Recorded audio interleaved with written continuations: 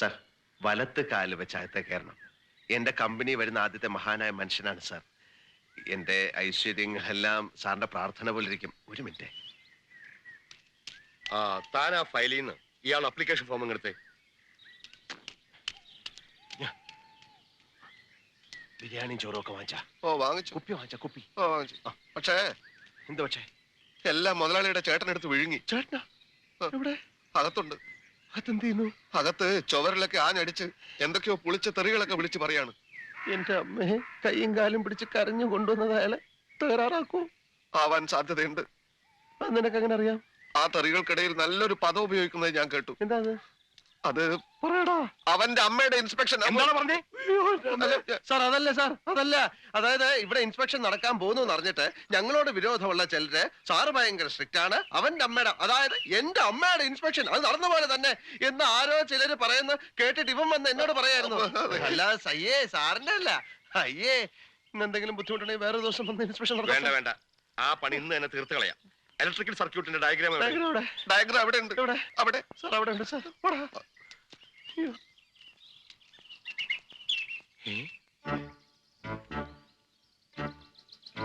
ഇയാളോ? ഇയാളെന്താ ഇവിടെ? ഇയാളെ എനിക്കറിയില്ല, നിനക്കറിയാടാ? അത് ഇയാളെ എവിടെയോ കണ്ടിട്ടുണ്ട്.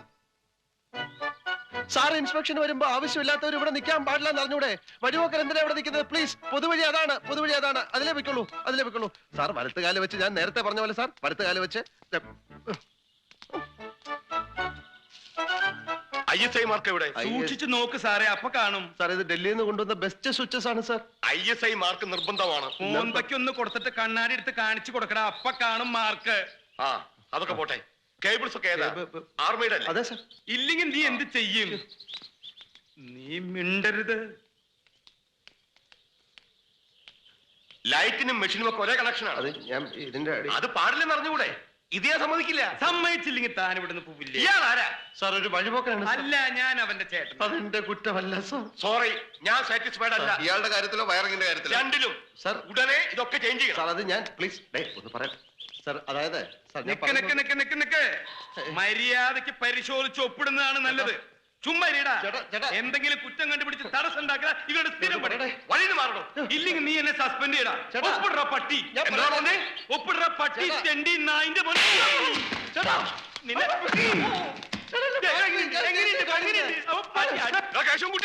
വണ്ടി എടുക്കടാ, വേഗം എടുക്കടാ വണ്ടി. നിന്നെ വേറെ കാര്യം പറയാനാ.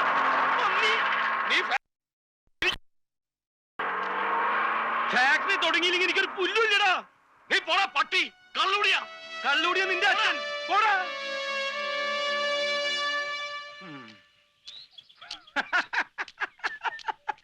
ഒറ്റയടിക്ക് അവന്റെ വായേന്ന് മുലപ്പാല് വരുന്നത് നീ കണ്ട? ഞാൻ അയാളുടെ വായിലോട്ട് നോക്കിയില്ല. പിന്നെ നീ എവിടെ നോക്കിയിരിക്കായിരുന്നു? ഡാസ് ചെയ്തു, നീ കണ്ട? ഡാസ് ചെയ്തു. കൊല്ലണോ? കൊല്ലണോ എന്നെ? എന്നിട്ട് എന്റെ ശവം ചുട്ടുകരിച്ച് താൻ കഴിക്കുന്ന ചാരായത്തിൽ കലക്കി കുടിക്കണോ? നീ എന്നെടാ എന്ന് വിളിച്ചു അല്ലേടാ? കാണിച്ച തെണ്ടിത്തരത്തിന് തന്നെ അതല്ല വിളിക്കേണ്ടത്. എന്റെ നെഞ്ചത്ത് കയറി ചവിട്ടിയിട്ടല്ല കണ്ടവനോടുള്ള പക തീർക്കേണ്ടത്. എന്റെ ചോറി മണ്ണ് വാരിയിടാൻ ഞാൻ തന്നോട് എന്ത് തെറ്റാ ചെയ്തത്? ഒരടി കൊടുത്ത അവൻ ഒപ്പിടുന്നു കരുതി ഓടൂന്ന് വിചാരിച്ചില്ലേ? ഇനിയിപ്പോ നമുക്ക് ഈ ബിസ്ക്കറ്റ് കമ്പനി നിർത്തി വല്ല മീൻ കച്ചവടത്തിനും പോകാൻ മുതലാളി.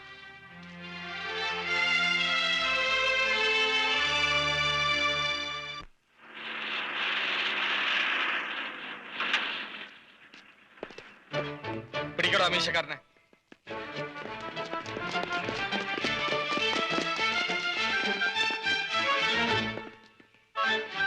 എന്താ അളിയ കാര്യം? ഇലക്ട്രിസിറ്റി ബോർഡിലെ എഞ്ചിനീയറെ വധിക്കാൻ ശ്രമിച്ചു എന്ന് അയാളുടെ പേര് ഒരു കംപ്ലൈന്റ് ഉണ്ട്. വധിക്കാനൊന്നും ശ്രമിച്ചില്ല. തല്ലിയില്ലേ? തല്ലി. അപ്പോൾ അയാൾ ഓടി രക്ഷപ്പെടാൻ ശ്രമിച്ചില്ലായിരുന്നെങ്കിൽ കൊല്ലിയില്ലായിരുന്നോ? അതിനെയാണ് വധശ്രമം എന്ന് പറയുന്നത്. എന്ത് അളിയ ഇത്? കാക്കീട്ടാ പിന്നെ അളിയനും ഇല്ല അച്ഛനും ഇല്ല. അയാളെവിടെ?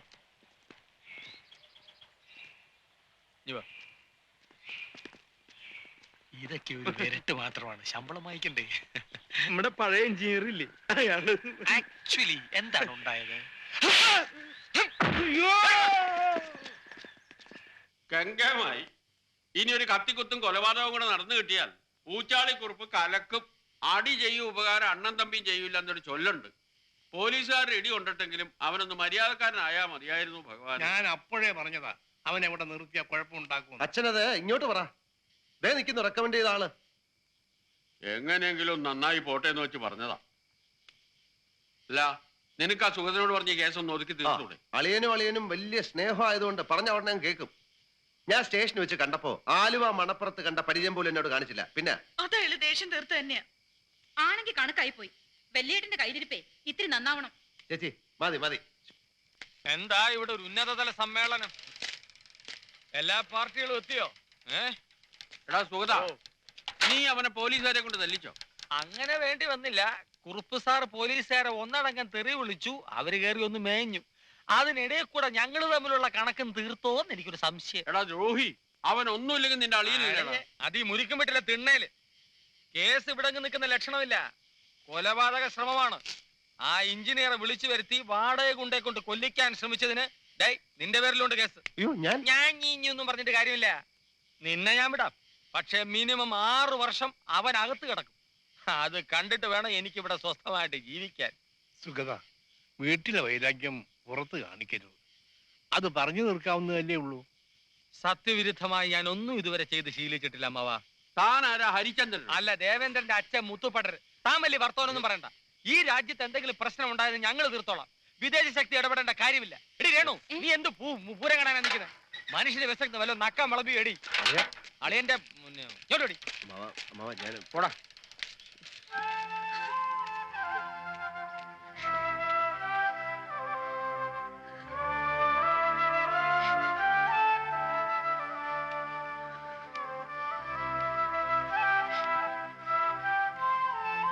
ഞാനൊന്നുകൂടെ പറഞ്ഞു നോക്കാം.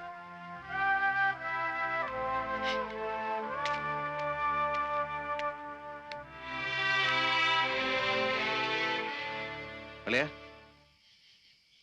അളിയ എടേ കുറച്ച് വെള്ളം തിളപ്പിക്കേ.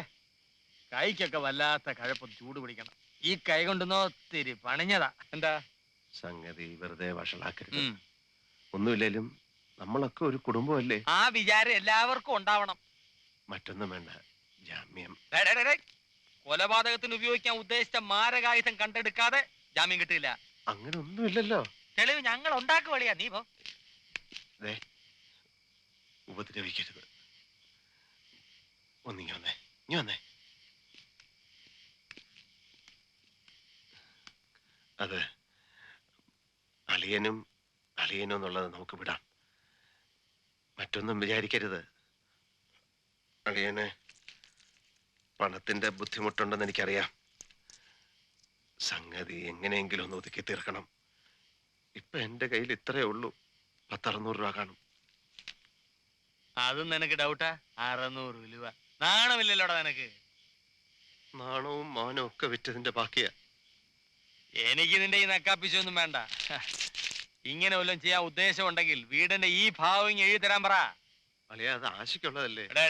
വീണ്ടും നീ പഴയ പല്ലവി എന്നെ കൊണ്ട് പാടിക്കണ്ട. ഞാൻ പറയാനുള്ള പറഞ്ഞു സൗകര്യം ഉണ്ടേ ചെയ്. ഇല്ലേ അകത്ത് കിടക്കട്ടെ. വെള്ളം തിളച്ചോടി.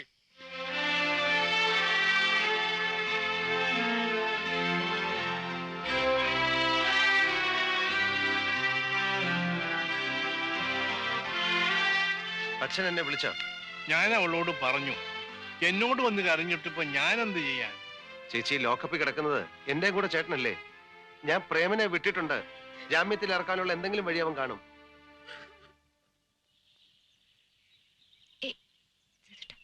രണ്ടു ദിവസത്തിനകം അവരാശയെ കാണാൻ വരും. പെണ്ണിന്റെ മൂത്ത ചേട്ടൻ ലാക്കപ്പിൽ കിടക്കുന്നു എന്നറിഞ്ഞാൽ എന്റെ മക്കൾ ഇങ്ങനെയൊക്കെ ആകുമെന്ന് ഞാൻ കരുതിയില്ല. അച്ഛാ, അതിനിപ്പോ ഒന്നും ആയില്ലല്ലോ. ആശയുടെ കാര്യം എനിക്ക് വിട്ടേക്കൂ. മുതലാളി, ദേ പ്രേമം വന്നു. ഞാനിപ്പോ വരാം. എന്തായി? മൂസക്കുട്ടി ആ ജെസ്സിയോട് പറഞ്ഞിട്ടുണ്ട്, അങ്ങേര് വീട്ടിൽ നിന്ന് ഇറങ്ങുന്നതിന് മുമ്പ് ചെന്ന് കാണണം. മുതലാളി വന്നാട്ടെ. പറ്റില്ല, ഇപ്പൊ തന്നെ നമുക്ക് ജാമ്യം എടുക്കാം.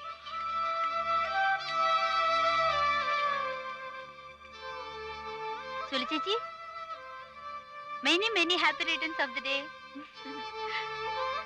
ഇന്നലെ ചേച്ചിയുടെ ബർത്ത്ഡേ. കഴിഞ്ഞ ആഴ്ച പറഞ്ഞത് ഞാൻ ഓർത്തു വെച്ചിരുന്നു. നീ ഓർത്തു, പക്ഷെ ഓർക്കേണ്ടവർ ഓർത്തില്ലല്ലോ.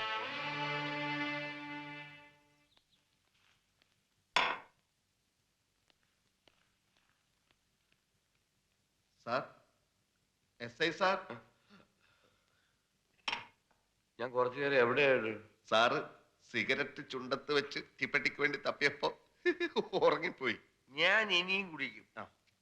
പക്ഷേ താനൊരു കമ്പനി തരുന്നില്ലല്ലോ. അയ്യോ, സാറിന്റെ കൂടെ ഒക്കെ ഇരുന്ന് ഞാൻ പിന്നെ ധാരാളം ഭക്ഷണം കഴിച്ചല്ലോ. Ice cream sir, okay. ഓ,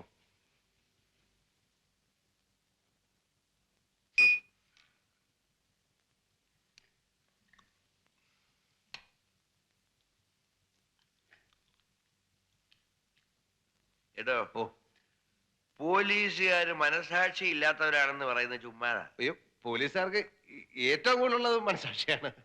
കറക്റ്റ്. എങ്കിൽ നമുക്ക് പോവാം. പോവാം.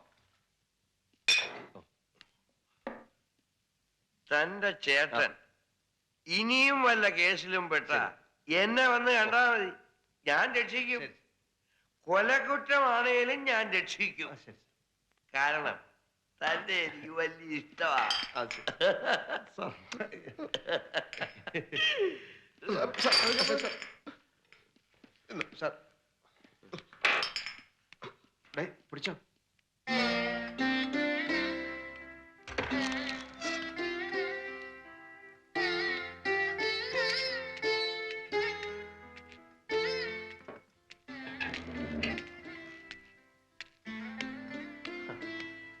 ഉറങ്ങിയില്ല ഇതുവരെ?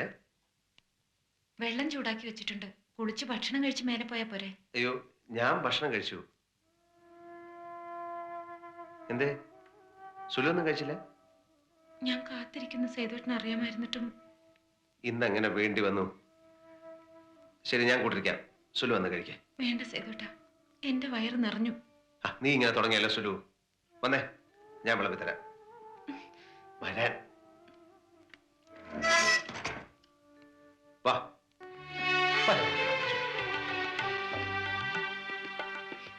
ഇരിക്കേ, ഇരിക്കേ. ഞാൻ വിളമ്പി തരാം. വേണ്ട, ഇങ്ങനെയൊന്നും അല്ല ഞാൻ വിചാരിച്ചിരുന്നത്. എങ്ങനെയൊന്നുമല്ല. ഏട്ടനെല്ലാം മറന്നോ? ഇല്ലാന്ന് പറഞ്ഞ നീ എന്താ ഉദ്ദേശിക്കുന്നത്? കാലത്ത് ഞാൻ വിളിച്ചിട്ട് സേതുവേട്ടൻ എന്നെ മൈൻഡ് ചെയ്തില്ല. നിനക്ക് ഇവിടുത്തെ പ്രശ്നങ്ങൾ അറിയില്ലേ സുലു? ഉവ്വ്, പ്രശ്നങ്ങൾ ഉണ്ടാക്കാത്തത് എന്റെ കുറ്റം. ഏട്ടന് അറിയില്ല ഇന്നത്തെ ദിവസത്തെ പറ്റി? ഇല്ല. ഈ ദിവസത്തിന്റെ ഭയങ്കര പ്രത്യേകത ഒന്ന് പറ. മറന്നാളെ ഞാൻ എന്തിനു ഓർമ്മിപ്പിക്കണം? നീ ഒരുമാതിരി വക്കീലന്മാരെ പോലെ സംസാരിക്കരുത് കേട്ടോ. ഇന്നെന്താ? ഓർമ്മ വന്നു. ഇന്ന് ഇന്ത്യൻ റിപ്പബ്ലിക് ഡേ അല്ലേ? അല്ല, ഇന്ന് ഇവിടുത്തെ തെങ്ങിന് കുഴി വെട്ടിയ ദിവസം. എന്നെ കൂടെ കുഴിയിട്ടൊക്കെ മൂട്. ഇതിലും ഭേദം അതാ.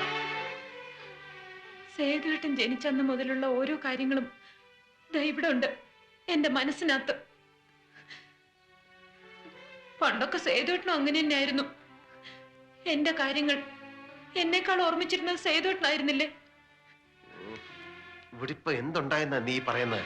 എനിക്ക് നല്ല വിഷമമുണ്ട് സേതുവേട്ട. സാധാരണ രാത്രിയിലെങ്കിലും ഒരുമിച്ചിരുന്ന് വല്ലതും കഴിക്കുന്നതാ. ഇന്നെന്റെ പിറന്നാളാന്ന് ഓർമ്മിച്ചതുമില്ല. പുറത്തുനിന്ന് വയറ് നിറച്ച് കഴിക്കുകയും ചെയ്തു.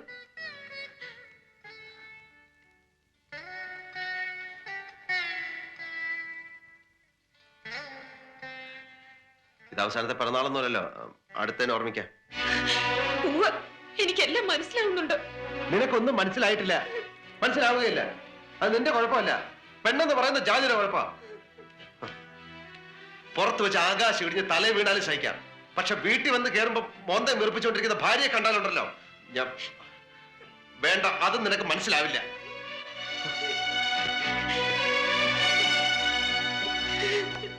എന്നാ ഞാനിനി പോട്ടെ.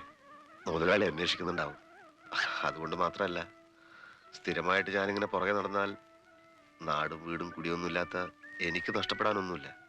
പക്ഷേ വലിയ തറവാട്ട് മഹിമ ആഢ്യത്തൊക്കെ ഉള്ള ഒരു തറവാട്ടിലെ പെൺകുട്ടിയുടെ കാര്യം അങ്ങനെയല്ലല്ലോ. കളിയാക്കാണോ? സാറൊരു വണ്ടിയുമായി പുറകെ വന്നു, എന്നെ പിടിച്ച് അതിനകത്ത് കയറ്റി. ഇനി പോകേണ്ട വഴിക്ക് എന്തൊക്കെ തടസ്സങ്ങൾ ഉണ്ടാവുമെന്ന് ആലോചിച്ചിട്ടുണ്ടോ? ഉവ്വ്, ഈ വണ്ടി എവിടെയെങ്കിലും ഇടിച്ചു നിൽക്കും, അല്ലെങ്കിൽ ഏതെങ്കിലും കൊല്ലിയിലോട്ട് മറിയും. എന്തായാലും റിവേഴ്സ് ഗിയർ ഇടുന്ന പ്രശ്നമേ ഇല്ല.